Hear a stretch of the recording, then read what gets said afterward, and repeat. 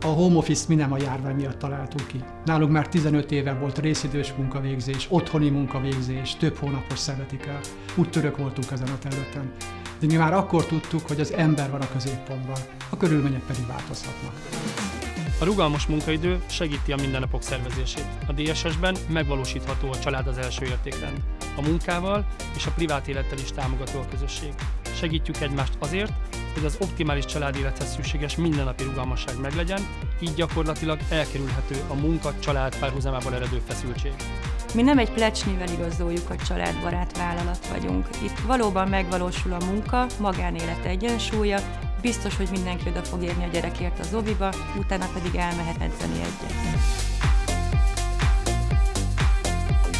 Nem gond, ha gyerekkel érkezem az irodába, erre fizikailag is fel van készítve a környezet. A DSS-ben büszkeség családosnak lenni. A munkai hétköznapok egy állandó jó érzésű életrészévé válhatnak, nem pedig a családból való kiszakadást jelentik.